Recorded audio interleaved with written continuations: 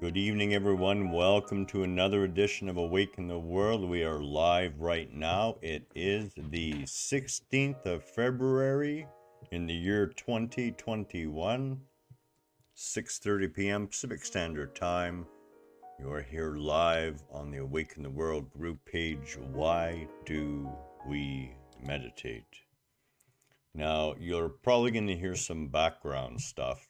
Karma, our eldest of our two rescue cats, has decided to become overly playful all of a sudden. So if you hear her bouncing a toy around or whatever, that's Karma on her way having some fun. It's really quite cute to watch, actually. So first of all, of course, let me extend my love to each and every one of you. You are perfect just the way you are. And one of the best ways to understand that perfection is to meditate. Now, we're going to keep this relatively simple. I'm going to try and keep it relatively short. I still have an adjustment to be done to these teeth of mine tomorrow, which should help remedy the sound issue I'm getting.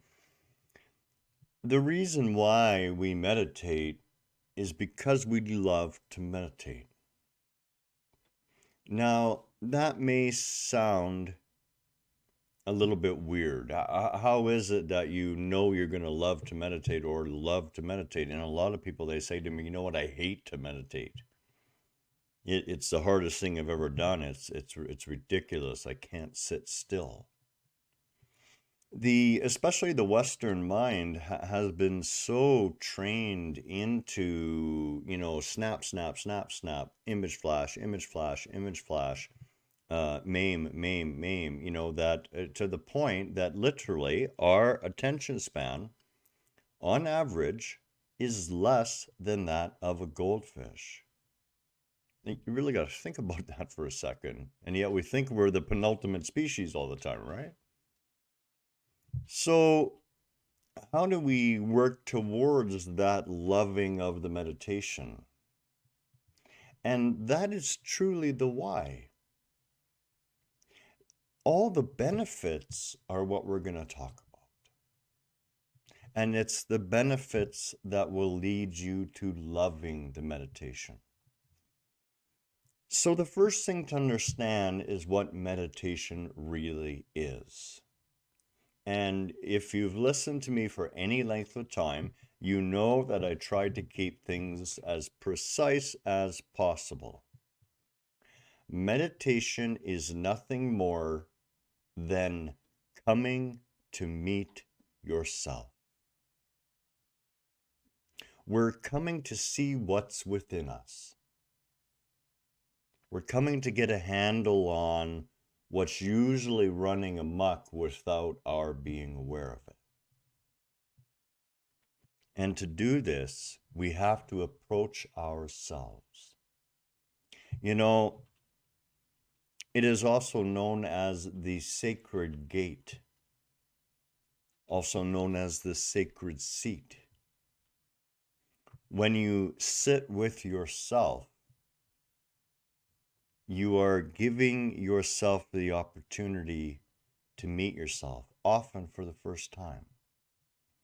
Now, this can get very confusing, and I've seen some posts of late that speak about, well, the inner self isn't the last self, and it's not until you fully merge with. And, I'm going to tell you something about that. There is a truth there, but it's not one you have to worry about right now.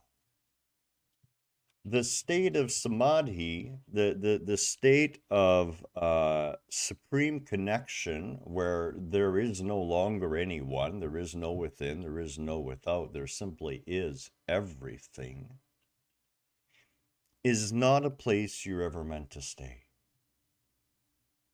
Meditation is not about getting to that state, although you may enter and exit that state. If you enter that state of ecstatic union, and I've been there before, it is the only thing you're going to be up to. In other words, nothing else will be accomplished during that time. And as with all things, as long as you are occupying a body without the reminder of contrast, that ecstatic state is no longer ecstatic. So many people look for that as some sort of escape. Well, if I could just reach that state, then I'll understand, then I'll be okay with everything. That's not what it's about. So when you come and sit with yourself in meditation, there are a whole series of paths that you can take to get to where we're going. And it doesn't matter whether you choose to practice a Vedic meditation or a Buddhist meditation or any number of meditations or practice mantras. What it's about is bringing the mind to a place of stillness naturally. Mantras help initially in training the mind away from that constant image change, image change, image change, attention change, attention change, attention change. And bring the mind back to one focus of attention. So the use of the mantra is a part of a meditation and part of my own meditations. Regardless of what I choose or how I choose to ultimately meditate, I will start with a mantra, even if it's just for a few minutes. I find it very grounding, very focusing, very quieting, and very reminding. And that's literally what we're doing, is we're going to remind ourselves of who we really are. Meditation will help you create that space between what you perceive is going on and your choice in judging it. It gives you that moment in time where you can rein your ego back in and choose not to judge the moment. I'll give you a very, very simple example, and this is simple and yet very indicative of exactly what happens. Kelly and I were both downstairs, and she had finished her turn on the exercise bike, and it was my turn to get on it. And she said, well, do you mind if I clean the cat litter while you're doing that? And I said, well, go ahead. Thank you. I don't care. And she looked over at the vacuum, which is on the wall, kind of being blocked by a shelf right now that I'm storing there until I could move it out of the house tomorrow. And she immediately said, well, I'll vacuum later because I can't reach the vacuum. I kind of looked at her and chuckled and said, well, you could always just click that button and remove that piece, and then the vacuum will come off and won't be in the way.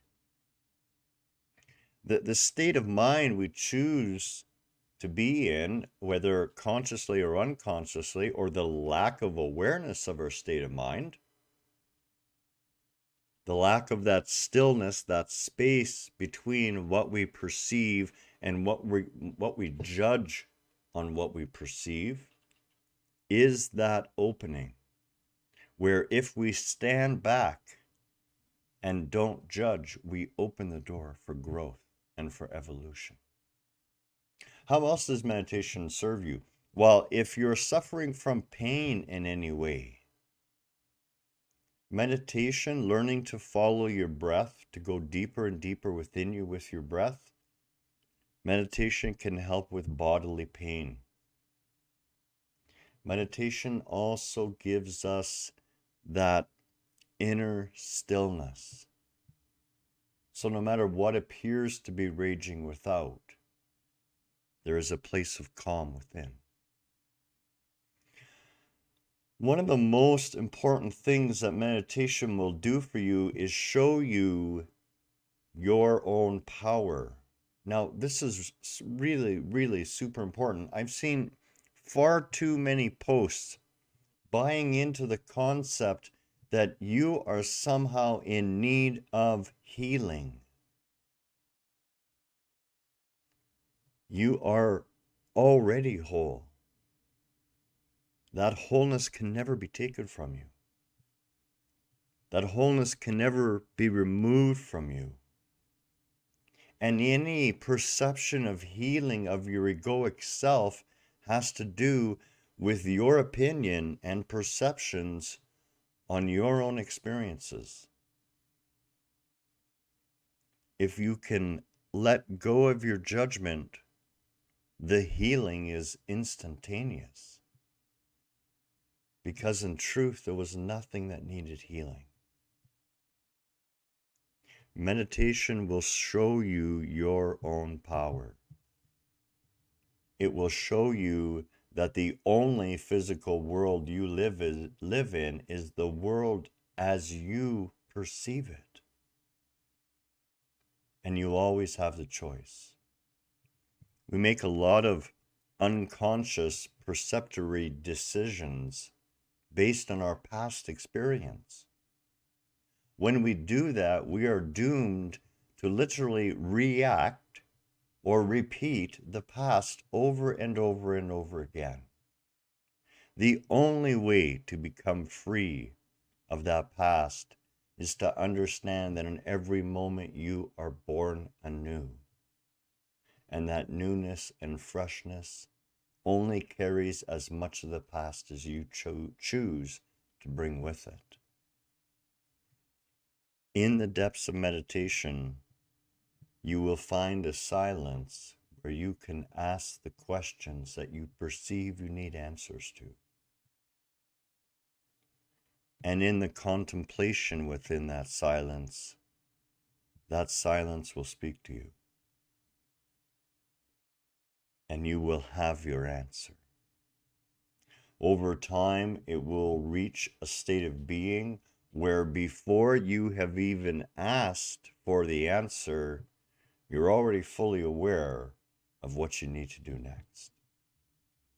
This is another of the gifts of meditation. But none of them are things that we go after. You know, as we're warned in the Yoga Sutras, you know, and in many other texts, to, you know, not get caught up in the cities, not get caught up in the gifts that your conscious moving to awakening will bestow upon you, but to instead take the gift with gratitude and utilize it with love in your life to enrich the lives of others and continue on that never-ending journey of awakening. If anyone would like to meditate, of course, we have the Help Awaken YouTube channel, and I am more than willing to do another live meditation here on Facebook, should everyone wish it. Much love tonight. Namaste. Have a wonderful Tuesday night. We'll speak again very soon.